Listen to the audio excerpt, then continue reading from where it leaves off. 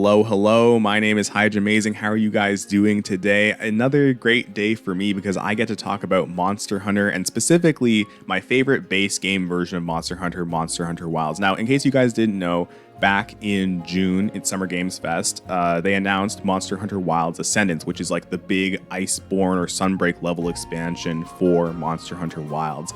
And I'm really excited for it, but I just wanted to talk about a little bit how much potential this expansion has, because even though Monster Hunter Wilds is my favorite base game, like for me, I know a lot of people it was kind of hit or miss, but I think regardless of whether or not you love Wilds, Ascendance has the ability to be possibly the greatest Monster Hunter game, and I want to go over why exactly I think that is. So I've created a list of 4 things that I think will really elevate this expansion to the level of Monster Hunter mastery. The first thing on my list is the combat, and I think it's pretty self-explanatory as to why. Every single Monster Hunter expansion adds new moves to each weapon, and every single new move list can just completely change how a weapon plays for better or for worse. I'm hoping for better. Hey, Capcom, complete side tangent here. Hammer mains, please give us back the Water Strike. The Water Strike is awesome. It's the best thing ever invented. I love the Water Strike. We love the Water Strike.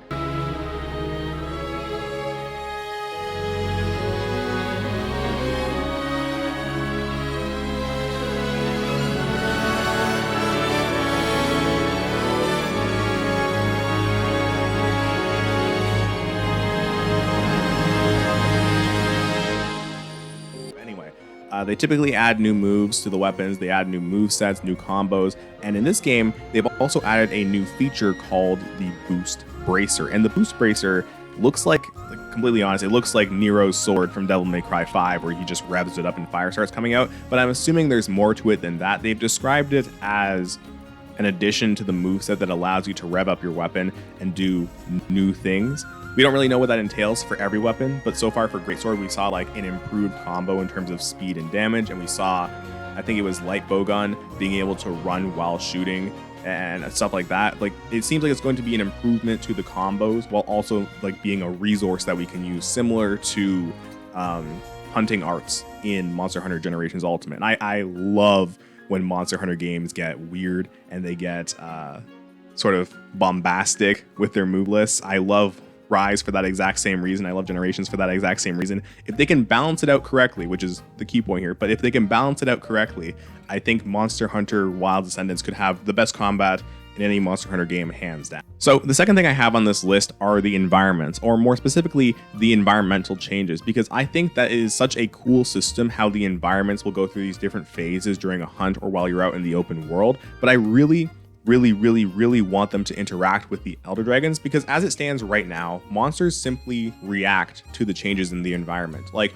Raydao will only come out during a thunderstorm in the sandstorm because he is able to absorb lightning, so that's when he's like prime hunting time. It makes sense biologically that he would go out during a thunderstorm, but I want it so that whenever an Elder Dragon appears on the map, they cause the environmental shift by themselves. I want whenever Kushala Daora appears on the map for us to know, not through a notification or through like seeing him appear on the map, but by literally seeing a tornado blow through and just blow sand everywhere. I think it would be so cool if the Elder Dragons had the ability to manipulate the environment and actually cause these weather shifts. If Capcom could implement a feature like that, I think it would greatly bolster the feeling of playing Monster Hunter Wilds, because right now Wilds kind of has an identity crisis where we're kind of in this in-between phase of either going out into the world or doing a pre-programmed hunt. And the pre-programmed hunts are obviously more cinematic because they have set parameters already attached to them, but I want there to be that same level of cinematography attached to like random hunts when you just go out into the world. If you are experiencing these weather shifts when an Elder Dragon comes onto the screen, I think it would add so much atmosphere. I think it would really make the Elder Dragons feel more powerful, which is what Wilds has done essentially, because we haven't had any Elder Dragons aside from Gogmazios in the base game, and saving that threat for Master Rank gives the ability to Capcom to make them like so threatening, such a monumental force that we would have to respect them. And I think doing this weather shifting mechanic and attaching it to the Elder Dragons is a slam dunk waiting to happen. Now, I know I just touched on it, but the third thing on my list here is the way in which we hunt. I think that Monster Hunter Wilds had a very clear idea for what they wanted us to do, and it was very different. They wanted us to go out into the world, hunt a monster, keep going, look for a new monster to hunt, and just keep going on that cycle. Then once we get enough materials, go back into town, craft something, go back out there and keep hunting. And that's what they wanted. They wanted us to live in the wilds, haha.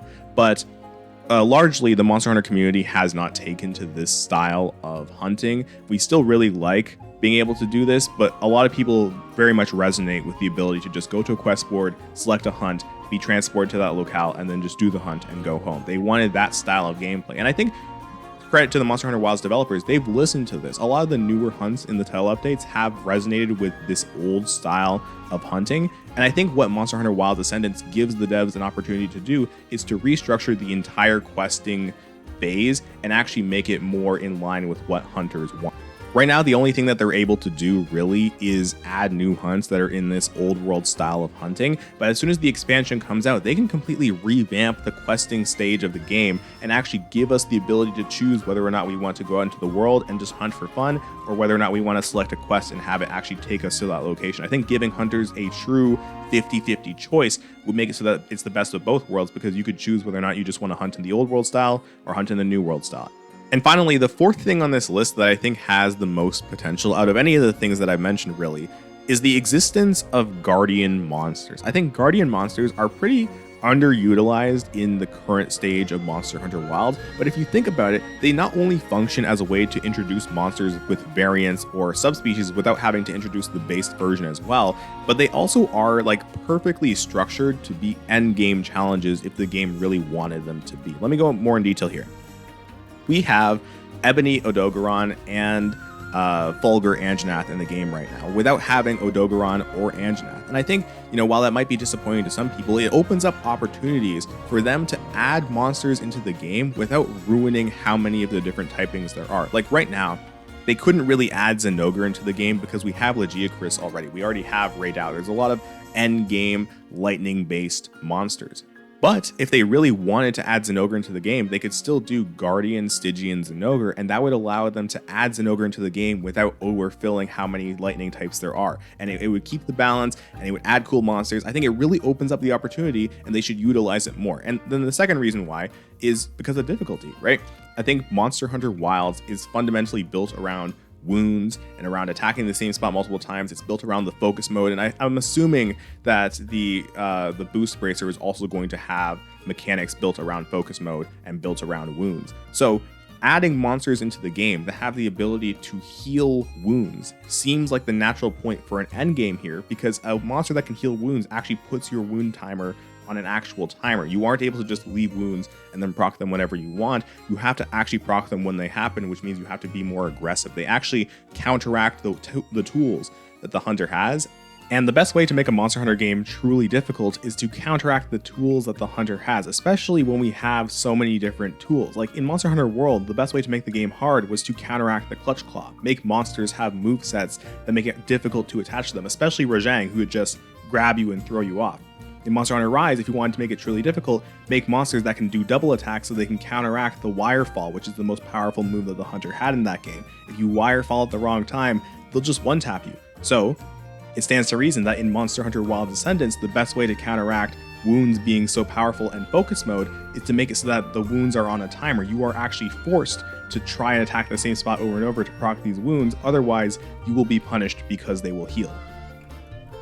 But yeah, I wanted to record this video right now to put my positive vibes about Monster Hunter Wilds Ascendance out into the universe, because I have a feeling we're going to be getting more news about this game pretty soon. I think Gamescom is about a month away as of present recording, and there's definitely going to be a Monster Hunter trailer there. There's probably going to be another one at the Game Awards, and then probably another one in February if it doesn't release by then. But I'm super excited about this game, man. I already love Monster Hunter Wilds. I've made multiple videos about it, and I really hope that Monster Hunter Wilds Ascendance can take the people who were dissatisfied with Monster Hunter Wilds and then also take the people who were happy with it and create this happy middle ground where we can all just enjoy Monster Hunter, But yeah, that's it. Thank you for watching. Have a wonderful rest of your day, and I will see you in the next video. Bye-bye.